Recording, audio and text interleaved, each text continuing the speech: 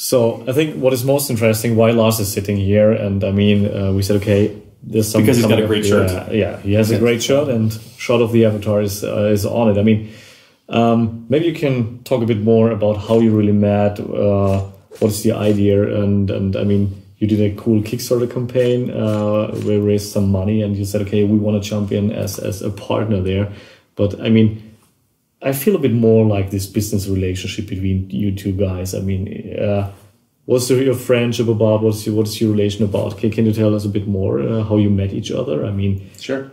I mean, how we finally met each other was like running into each other pretty much at South by. Actually, it was a... That wasn't completely on accident. I was looking for you.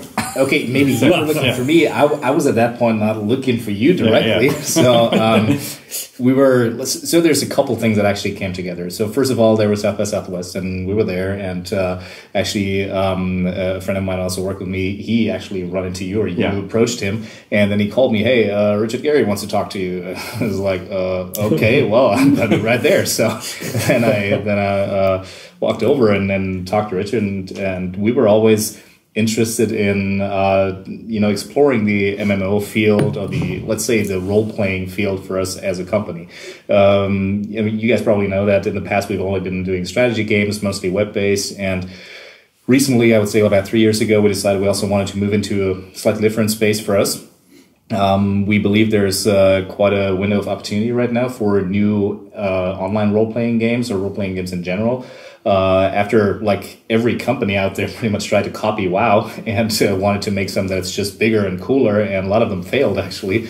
We believe a lot of them stopped, and some other cool games came out, and Shroud of the Avatar is one of them. We also licensed Scrollfall before, and that was our first move into that area, because we believe there's a market for that. There's players who really still want to play role-playing games, and want to play the next generation of those role-playing games. And that's why we decided, okay, we want to be a part of that. And then looking at Kickstarter, of course, we saw that Shroud of the Avatar has been doing pretty well on Kickstarter. Scrollfall has been doing pretty well on Kickstarter. There's actually a lot of similarities between the two projects, and Rich and I talk about this a lot. And even the two offices of the teams in Austin are like half a mile apart or something. So it's like, I think it's walking distance if you like. So, which is very unusual for Germany, and it's even more unusual for Texas, where everything is like a little further apart usually. So that's why we decided it actually makes a lot of sense to have those discussions. And then, to be honest, from my side, and feel free to jump in and give your point of view on that, but from my side, when Richard and I talked, and when I met the team, and when you met our team, we instantly felt there was some kind of connection. We shared a lot of the same thoughts about the industry. Our principles are very similar. We're about people and about forming strong teams. We believe in community and how important it is to keep a game running for a long time. So a lot of those factors that we were looking for were there with Portalarium, and especially Shroud of the Avatar. And that is why we ultimately, actually continued the discussions and said, let's make this a project that we do together. And the fact that I'm kind of half Texan in a way, and he really is, and spend a lot of time in Texas actually every year, and getting along really well with Richard, that helped. So that's how ultimately this relationship came to be, and so I'm really enjoying this. So why did you wanted to meet him? Well, so I mean, I really was looking for him, and when it was an accident to bump into his partner. That was an accident. But then as soon as I realized I had my connection, then I asked. Because I really was seeking him out. And so go back to that same point in time. So the reason why, when we did a Kickstarter, I was actually not sure that was a good idea. I mean, as the team and I were discussing it, I thought, if we go do a Kickstarter for this game and it doesn't work, then we can never make a game like that again. Because then I think no big publisher would touch it. Because at that point, if you've taken an idea to the people and the people say no, then why would a bigger publisher pick it up? And so I thought, wow, this has, it might work. There's not very many examples of it working. Actually, we were one of the first big games to go out on Kickstarter. It was only really Star Citizen that is much bigger even, but that's really we're the second largest ever, and so there were no other examples to go before us. But when we did it, and we had this great success. And one of the things that motivated us is we'd already talked to a lot of the big publishers. Not only were they not that interested, but I'd been through that process already twice, and I knew how that story ended. And it fundamentally ended with, they're going to do their thing their way, and I'm going to get pressure to make the game the way they want. And I understand it. It's fair and reasonable. But if it does work to go with the people and deliver to the player what they're looking for, they are the people I'm trying to create for. So I'd much rather, it seemed much smarter to listen to the players than it did to listen to a publisher. And so we did that. It was the second largest Kickstarter ever. We've had great support through that whole process. And so we were happy as clams.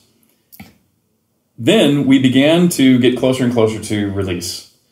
And we sat there and went, wait a minute, that means we now have to go build all those other departments. That means we have to go build sales and marketing and infrastructure in the United States and in Europe and anywhere else we want to be. It means we have to port the language. We have to make translations changes in all these other languages. We're going like, wow, the problem we are facing, we had a team of, still have a team of, just under 30 people, and we liked the size of that. It was working very well.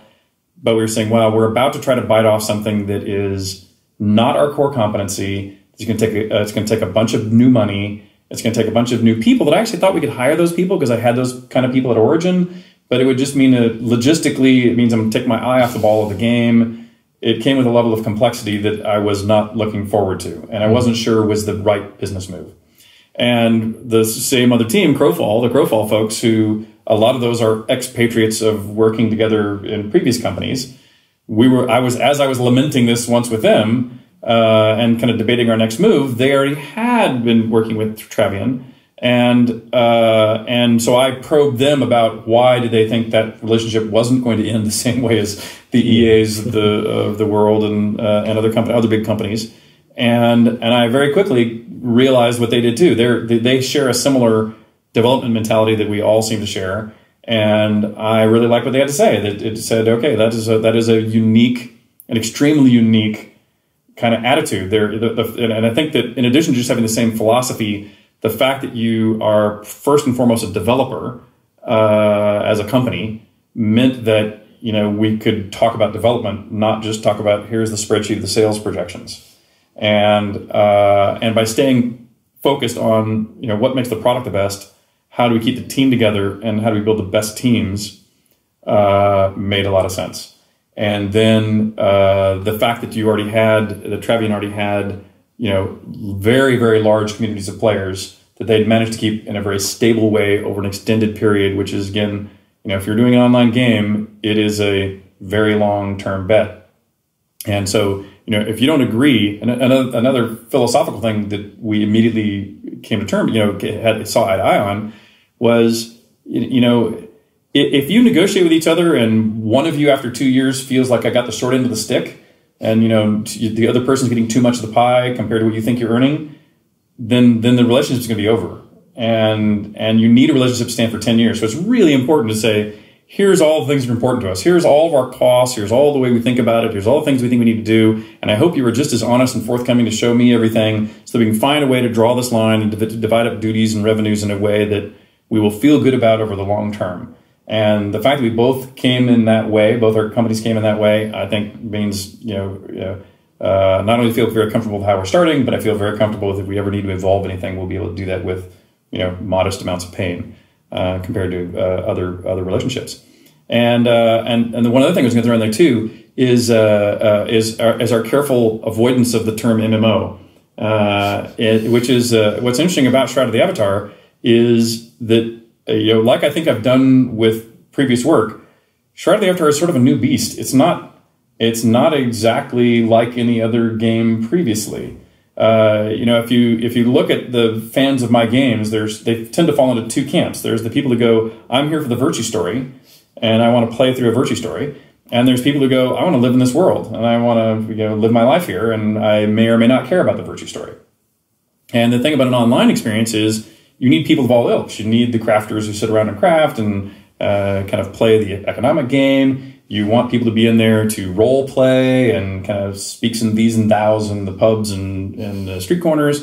And you want the achievers who kind of run through and not either level up and or play the story to completion and get their finale, get to the elder game quickly. And so we've created this new kind of game, this we call selectively multiplayer game, that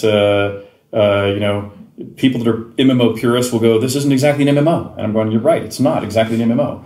And solo player people will going like, hey, this isn't exactly a solo player game because there's other people nearby. And I'm going, you're right, it isn't. It's an online game. There's other people around. It's this sort of new kind of beast that I hope moves role-playing a little bit into the future. And I believe strongly in the selected multiplayer kind of play mechanic that we've added into it. And so we needed a partner that, was willing to kind of go with us on this journey of let's make something somewhat new that will hopefully be a place that gamers that are looking for a deeper experience might find unique and powerful, and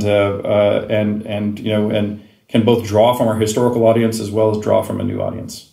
So, can I say that you are some kind of married to each other? Because when you're planning about 10 years, it's actually use that word, right? We do, yeah. That's true. So. But my question is then, do you also have a divorce letter or contract at the end of the day?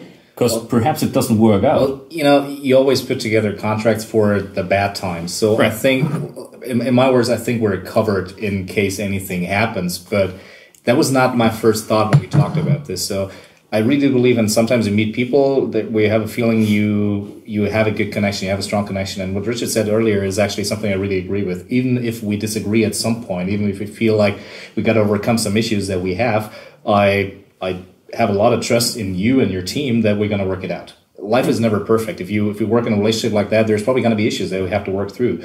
But sometimes you meet people where you have a feeling you can actually go through that. And Richard is one of those examples, and I hope I'm the same for you. Yep, just true. not, Absolutely. So you share a bed, or I wasn't. No, we not often. No. Yeah, right. So, no, we weren't really too focused on that. I was actually we were pretty quick in kind of putting together our agreement and everything, and I'm happy about that because we wanted the game, and you believe we're the right partner, so that was not. I wasn't too worried about that. Sometimes you got to take a risk, and you guys got to see going into that space, going into the RPG space, into I would also say story-driven games, it is something that we always wanted to do, but is to some extent new for us. We provide a lot of things that Portalarium would otherwise have to build, like marketing and sales and so on. So we can hopefully support with that, and we have this community approach. So that's where we bring the value, but we really need to make clear that there's a strong developer, and we got to trust the guys to deliver a great game. We got to give feedback wherever we can and where you guys want it. And so far it's been great because we provided feedback, and the team's actually been acting on it quite a bit without being blind and just following everything we said, but like with really fruitful discussions. And that's what I really liked about it. It's make me even feel better about the relationship because it's not going to be easy. Make no mistake. I mean, it's going to be tough marketing that game like any game these days. I mean, I don't have to tell you. I mean, you have many games, and some of them are going to be a big hit, hopefully, and some of them are going to struggle a little bit. And so we don't know which one it is, but we're doing everything we can together, and that's the most important part to make it successful. Well, in fact, I want to riff on just what you said there about feedback, which is, we have both noticed on either side of the fence, from his perspective, how much we've appreciated and acted upon that feedback. From our perspective, the counterpoint is how on point that feedback is. In contrast to companies just saying, crack the whip, cheaper, faster, get it out now, to someone who, so fundamentally from are we delivering the core experience that we believe the core of our audience wants? I believe confidently we already were doing that. But, the feedback you get from an audience member is not a professional white glove look at is the user interface really what it needs to be? Have you really taught all the individual steps necessary to get through the introduction to the game and become hooked into the game as you begin to play it? And we've been so close, we've been in the forest for this whole time. Our backers are not only in the forest, but aren't professionals looking at it from this angle. And so he's got fresh eyes who are professional testers and also come from a lighter kind of game experience, which we really want this game to be more. And so when we get that feedback, we're going like, that's exactly, hallelujah, that's exactly what we needed. and we can go in and dot those I's, cross those T's, spread things out, bring them closer together, whatever is required to make sure that players have the easiest transition into the gameplay experience.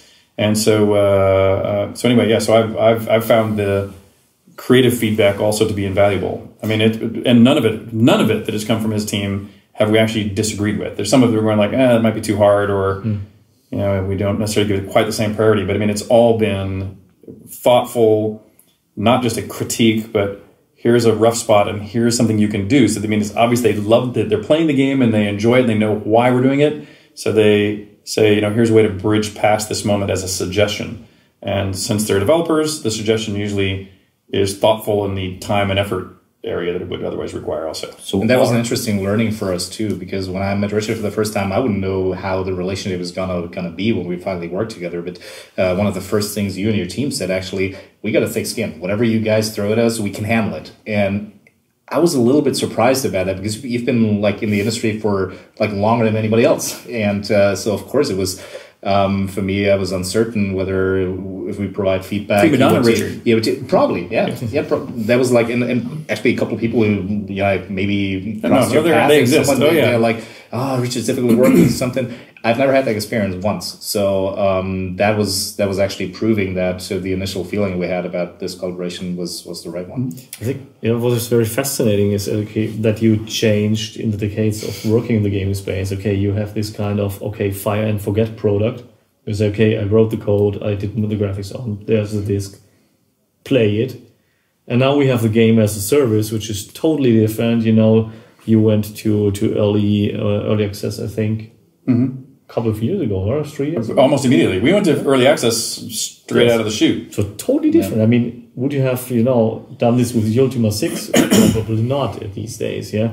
So couldn't. Well, it wasn't possible. It was not possible, but maybe you, in this time, you maybe didn't want that, yeah? And now, it's common sense, maybe also, we talked about a bit before about vision holding and whatever. I mean, who's the vision holder then? Still you? Absolutely. And having you more or less, getting this small in fact, let's talk about that, because I actually, the having a single mind as the vision holder, I think is incredibly important if you're doing anything that's not just a complete Me Too clone. Absolutely agree. And in the case of anything that is in the vein of an Ultima, any Lord British game, any Lord British medieval fantasy game, it has to be me. And it's not that I don't, an interesting lesson to me through my career has actually been, Origin did lots of products, and but only a few of them were so good in their sales they were sequeled for decades, and those were always the products that were held by a single vision holder that had a very clear idea of what they wanted to build. And so I'm now a believer that is just essential. So you're combining forces. Yes, you're giving feedback, but Richard's absolutely. I would never touch the vision of the game. The only aspect we get involved is how we're going to market the title, with at the same time keeping the vision true to what you want it to be. And by the way, it doesn't mean that people can't have an opinion about the vision. There's a story in Ultima where I put in this challenge to the player where it appeared they had to kill children, but really the children were monsters. But I knew that since they looked like children, there would be a moral dilemma for the player. And everyone around me freaked out that I was going to get a bunch of heat for that. But the fact that everybody freaked out actually made me go, it's the right thing to do, because it's so hard to make a moral dilemma. And the fact that it made people freak out, even though they're monsters, that I chose to do it. But you still need that feedback. So it's up to the vision holder to decide how to internalize it, for better or wrong. I mean, that same event could have ended up being a bad thing. My mother wanted me to take it out because she thought good housekeeping might come out against the game and we'd get a bad rap. But she could have been right. But one person has to make those decisions, because otherwise what you get is you just get chaos. You get things that don't add up to anything. Having that one person who at least takes all that input and live or die by it has to make the decision. One question. Did you had any problem that Lars was a German studio? Because normally publishers are not coming from Germany. So did you knew that before, or? Oh, no, I knew it, but it never crossed my mind that it might be a problem. You know, I've already worked with a Korean company, but and that actually was a bit of a problem outside of other business issues. But the market in Korea is very different than the market in the United States. You know, if you're going to create a game for Korean or Asia at large, you guys may know some of this data also, but it was fascinating to do things like get feedback that your heroic character needs to be the skinny little nerdy character in Asia because your hero succeeds because of their mental prowess, not their physical prowess. And so to have an Arnold Schwarzenegger character as the good guy is a bad thing. And, you know, they're going like, oh, okay, well, that means you have to go redo a bunch of stuff. But, you know, so that market has, you know, the stories you tell and how you tell them and how your characters evolved are quite different. So that's a separate challenge. Europe, and especially Germany, I don't think has that, you know, we're, if not the same, we're at least a lot closer. But I'm sure there's differences that we ought to consider for each territorial market. But from a business standpoint, it honestly never even crossed my mind that it might be a problem. Okay, let's talk a bit more after the break about Shroud of the Avatar.